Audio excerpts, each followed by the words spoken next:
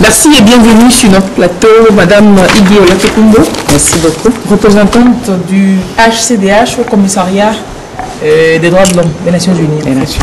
Donc, il y a quelques jours, vous avez, on sait que vous accompagnez toujours les autorités togolaises sur le champ dans le domaine des droits de l'homme, surtout en période électorale. Vous avez remis un document symboliquement, la fois dont vous avez aidé à la réalisation d'un document qui concerne les manifestations publiques en période électorale. Oui. Les manifestations sont autorisées, mais en période électorale, ça prend complètement une autre tournure plus délicate. Commencez par nous dire ce qu'on met déjà dans cette expression de manifestation publique. Merci beaucoup, madame. Merci de m'avoir invité à votre programme. Les manifestations publiques, c'est les rassemblements d'un groupe de personnes dans le lieu public. Où vous pouvez, n'importe quelle personne peut avoir accès. Même si on le fait dans un bâtiment. Même si c'est dans un bâtiment. Même si c'est dans un bâtiment, mais c'est ouvert à tout le monde peut passer. Donc, il n'y a pas de carte d'habilitation, ce n'est pas limité à X ou Y, donc ça est devenu une manifestation publique. Ah, ok. Donc, ça peut être aussi une réunion. Donc, manifestation, réunion, c'est la même chose. Donc,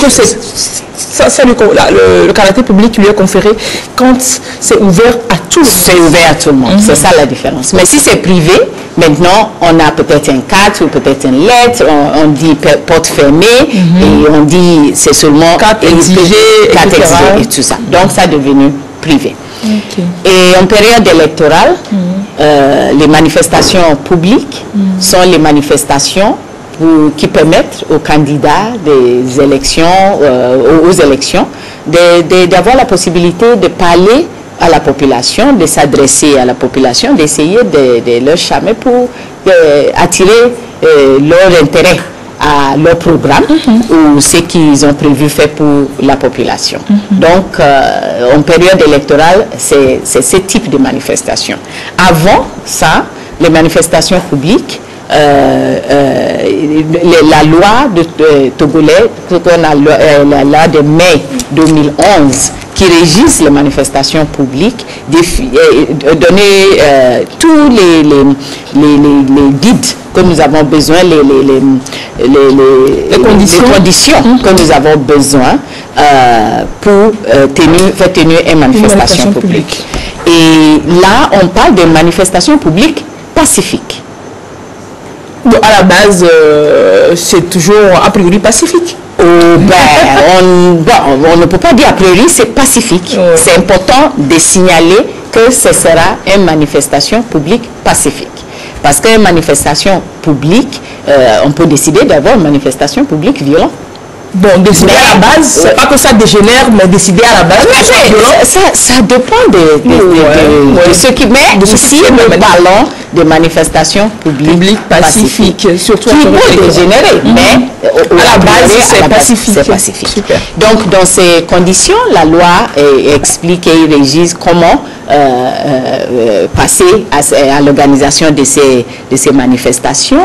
Et je crois que beaucoup de monde ont vu depuis 4 ans comment ceux qui organisent les manifestations sont au courant de tous ces principes de conditions qui régissent l'organisation. Je pense que les choses les plus importantes, c'est d'informer les autorités. Et si il y a raison pour avoir une discussion avec les organisations, les organisateurs de manifestations, c'est aussi la responsabilité des autorités de discuter avec eux, par exemple, peut-être sur le point de départ ou le point de chute, quelle heure on va le faire, tout ça, même si c'est vrai que tout est régi par la loi, mais des fois, comme nous sommes des êtres humains, nous avons besoin de discuter pour être sûr que tout ira bien. Vous avez dit informer. C'est pas demander l'autorisation. C'est pas demander l'autorisation.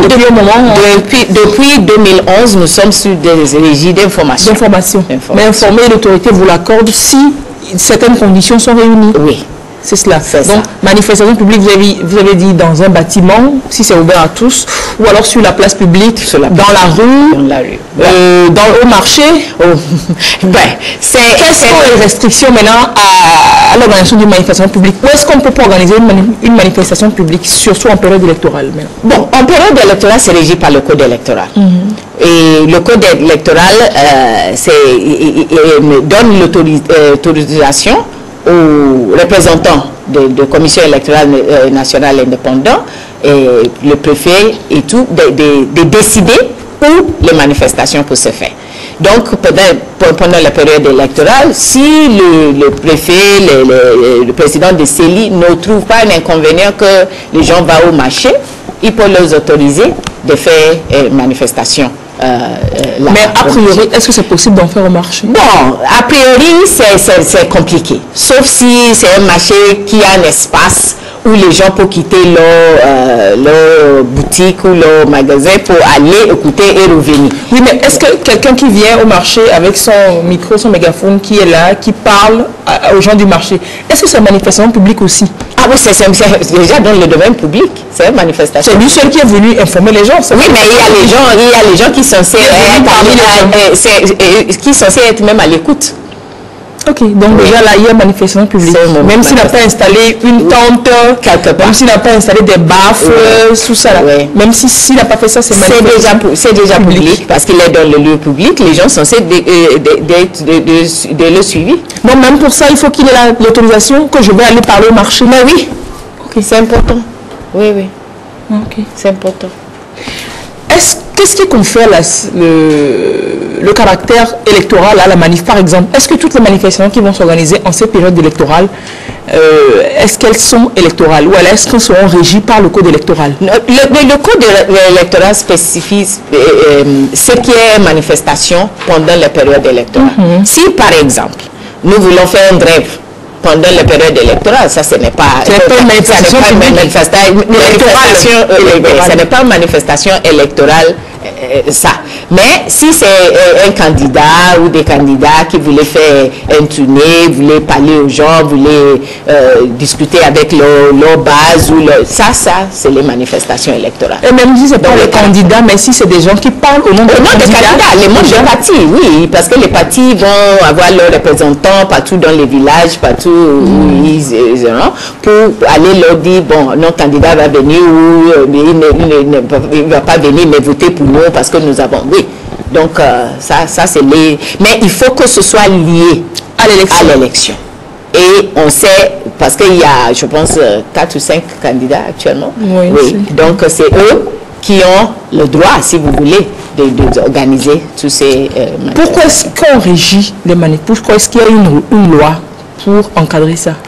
Ah ben, la raison, c'est que comme d'abord, le droit, la loi, la liberté d'assembler, ok, c'est un droit, ok, mais tous les droits, la plupart des droits sont régis par la loi pour prévenir que vous excédez, parce qu'on dit dans le principe des droits de l'homme que la jouissance de mon droit, c'est limite où je pose un acte pour violer le droit de quelqu'un d'autre. Ma liberté commence là où s'arrête celle d'autrui. C'est ça, en bon français, oui, c'est comme ça que nous disons. Alors, ma liberté s'arrête là où commence celle d'autrui, peut-être, tu vois. Ça s'arrête, c'est pas comment ça peut être la même chose. Ça s'arrête où ça commence celle de l'autre. Voilà, c'est ça. Donc, si maintenant, pendant la période électorale, je voulais faire une manifestation qui va violer le droit d'un autre candidat. Donc là, on se retrouve dans une situation de potentialité de violation des droits de l'homme. Maintenant, pourquoi? Donc, c'est pour prévenir le désordre dans la société. Si vous voyez la Déclaration universelle des droits de l'homme dans son préambule, ils disent là que pour que la société soit ne se retombe pas dans les chaos et les crises, il faut que nos sociétés soient régies par l'état de droit. L'état de droit, c'est-à-dire dans toute la société, nous avons les lois, nous avons les principes, nous avons les choses qu'on devait faire connaître à toute la population pour que si moi je voulais exercer mon droit, je serai sûr que ce n'est pas pour violer le droit de quelqu'un d'autre. Maintenant, qui va jouer le rôle d'arbitre, si vous voulez, dans ce sens, pour prévenir que je ne viole pas votre droit, c'est les autorités. Parce que c'est eux qui ont la première responsabilité pour la protection des droits, pour la promotion des droits et pour la sensibilisation ou faire connaître les principes des droits de l'homme à toutes les populations. Donc, c'est la raison pour laquelle vous voyez l'État comme un garant. Hein, le premier garant, c'est eux qui sont les premiers garants des respects des droits de l'homme. Ils ont la responsabilité de protéger et ils ont la responsabilité d'assurer la protection. Alors, quels sont les droits des gens qui tiennent les manifestations? C'est leur liberté de mouvement. Ils ont le droit de tenir la manifestation où ils sont. Bon, ça dépend de où ils sont. Par exemple, si vous voulez faire une manifestation dans le boulevard, c'est-à-dire sur le boulevard, et perturber tous les passants et tout ça, ou vous voulez tenir une manifestation devant la maison de quelqu'un. Et ça va le prévenir de sortir de chez lui, il n'a rien à voir avec votre manifestation. On ne peut pas juste se lever et dire, ici, là, je prends et je vais me manifester. Il y a les lieux, normalement, où les gens peuvent faire la manifestation. Et vous pouvez avoir une discussion avec les autorités pour voir est-ce qu'à ce moment-là, c'est une bonne chose, ce n'est pas une bonne chose. Tout ça, là, je pense que c'est régi par les discussions. Mais ce qui est important, c'est que la manifestation légale, autorisé qui a passé par l'information et tout, il ne faut pas que ce soit un exercice qui viole les droits de quelqu'un d'autre. C'est ça. Alors si vous, au niveau du HCDH, vous aviez un message précis pour ces candidats qui vont tenir des manifestations, qu'est-ce que vous leur direz principalement par rapport aux observations faites sur le terrain, tout ça, sur quel aspect est-ce que vous insisteriez? Je vais insister sur le respect des autres, des droits des autres. Les institutions, la CENI et tous ces démembrements, ils vont, comme d'habitude, préparer peut-être une sorte de tableaux, des dates, des heures que les gens vont passer pour faire leurs différentes manifestations. J'encourage tout le monde à respecter ça pour qu'on n'ait pas de clash inutiles sur le terrain ou créer. Parce que c'est important pour que chaque candidat parle à la population. Mais si on passe notre temps à régler les problèmes des clashs et tout ça, là, la population même ne va pas avoir l'information qu'ils ont besoin pour faire leur choix libre. Alors, dans quel délai l'autorité doit répondre? C'est la question d'un téléspectateur quand on dépose. Est-ce qu'on doit déposer avant une période, c'est normal. 48 heures. 48 heures. Donc on dépose sa demande. Ça, c'est les manifestations publiques électorales. Non, régie par la loi 2011. 2011. Ouais. Donc à 48 heures, on doit informer qu'on tienne partout au Togo, partout où on veut tenir. Que ce soit dans un village reculé quelque part, on doit informer l'autorité locale. Oui. 48 heures avant. Et on doit ensemble définir le lieu avec l'autorité. S'il y a un problème, par rapport à ce que nous avons suggéré. On doit définir ensemble avec l'autorité et la population qui est là est censée accueillir ceux qui viennent. Ceux qui viennent. Si l'autorité donne autorisation à un groupe d'aller manifester quelque part, d'aller faire la réunion, le meeting quelque part, les populations sont tenues de ne pas barrer la route, de les accueillir. Normalement, c'est la raison pour laquelle vous avez les forces de l'ordre, par exemple. Si une population ne veut pas que que les personnes qui tiennent les manifestations viennent dans leur lieu, c'est la responsabilité de forces de l'ordre d'essayer de protéger la population et protéger aussi ceux qui organisent les manifestations pour éviter le clash. Parce que vous avez la liberté d'aller, vous êtes tous des Togolais, vous avez le droit d'aller faire votre manifestation dès que c'est légal et que c'est dans le cadre de la loi. Donc maintenant, un groupe ne peut pas dire non, il ne faut pas venir dans notre village parce que nous sommes X ou nous sommes Y. Non. Il faut que les forces de l'ordre s'interposent pour assurer que tous les candidats, tous les représentants des partis politiques qui voulaient dire quelque chose par rapport à leur candidat ou leur programme, a la liberté de le faire. Vous pouvez décider de ne pas écouter. Mais vous ne pouvez pas mettre quelque chose dans la rue et dire non, non, vous ne pouvez pas venir dans ce ville. Non, ça ne se fait pas. Ça ne se fait pas. La loi n'autorise pas. Non. Et donc, quand on a l'autorisation, il y a des forces de l'ordre et de sécurité qui encadrent donc ces manifestations pour que ça se passe bien. Par exemple, c'est des trajets que l'on fait en ville. Et ça peut arriver, hein.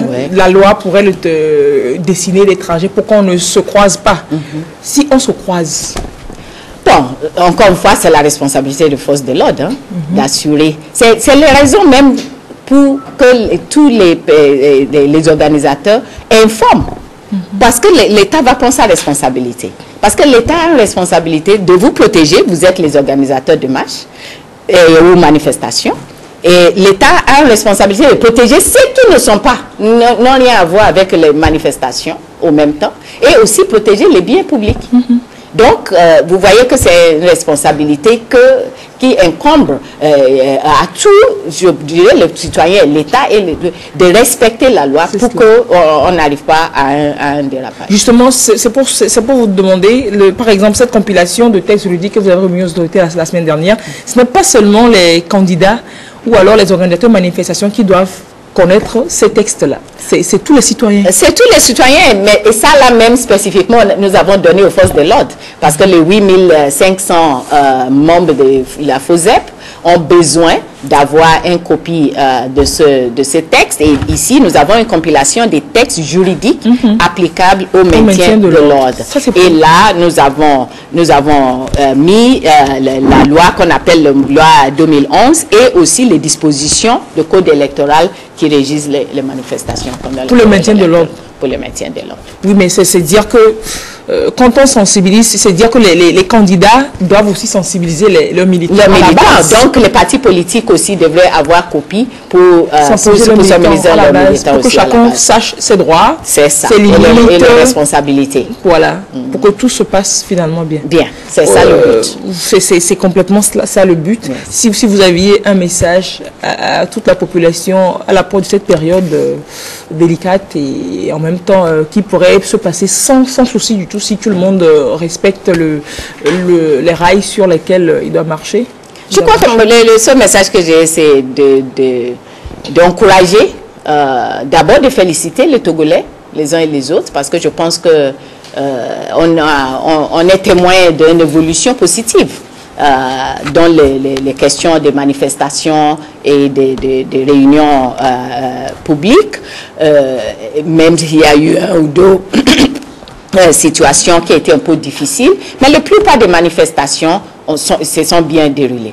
Je voulais encourager donc tous les acteurs pour les périodes électorales de faire un effort même plus d'assurer que toutes leurs manifestations, toutes leurs réunions publiques soient vraiment faites dans le respect de la loi pour éviter la violation des droits des autres et pour assurer une élection apaisée.